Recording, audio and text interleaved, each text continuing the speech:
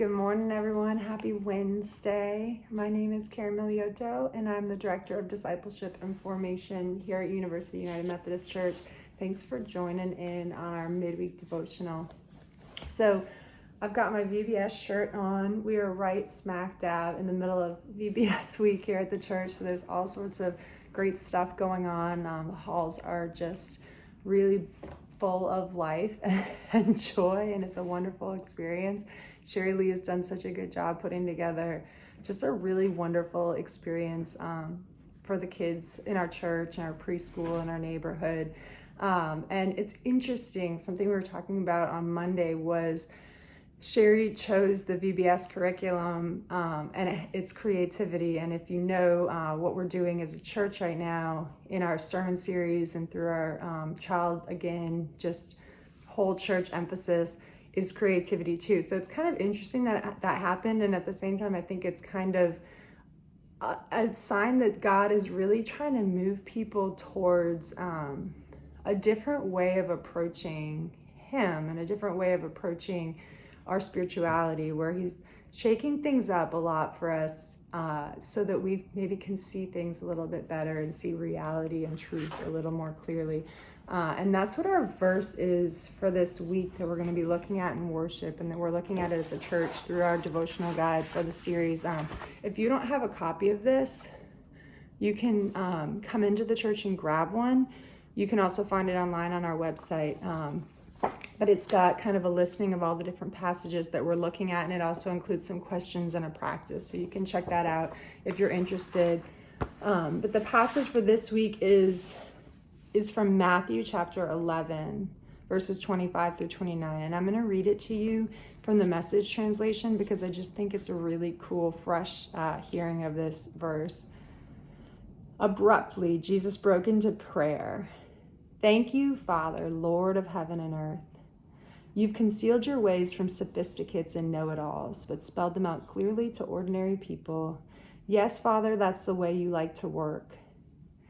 So, hiding it from sophisticates and know-it-alls, and spelling it out clearly to ordinary people. And I think that's kind of gets to the heart of what we're doing through this Child Again series, is kind of trying to cut away and break through the things that we think we know it all about, so that we can kind of see what we don't know and see mystery and see through eyes of wonder and awe again, and not miss things because we have the blinders of assumptions and the blinders of our own intellect and knowledge, so that we can see what we don't know. And I think that that's really just a wonderful passage to kind of frame this time together with is what are we maybe missing because we think we know everything about a certain topic or a certain area, or maybe even about ourselves or about God, or our neighbor or the world or what's happening in the world. And that's just kind of something that we can carry through the week, asking ourselves, asking of our lives, asking of the way we operate. I'm going to read you this quote that's included in the book. It's from Mike Cosper and his book, Recapturing Wonder, which is a really excellent read. I think I've recommended it on a midweek devotional here before, but it's a really great book.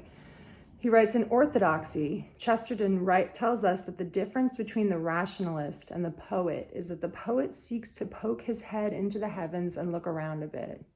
The rationalist tries to cram the heavens into his head, and more often than not, it's his head that splits. Our clawing, grasping attempts at answering every question and making sense of every mystery in life will end up in failure.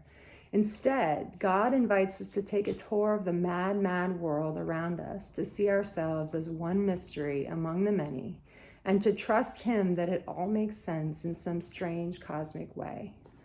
So I give that word to you today. Come grab a book if you haven't already. It actually comes in a little bag with all the things that you need to practice the practices in the book. So let us know if you don't have one already. We're going to have them set up on Sunday morning outside of the sanctuary on a table.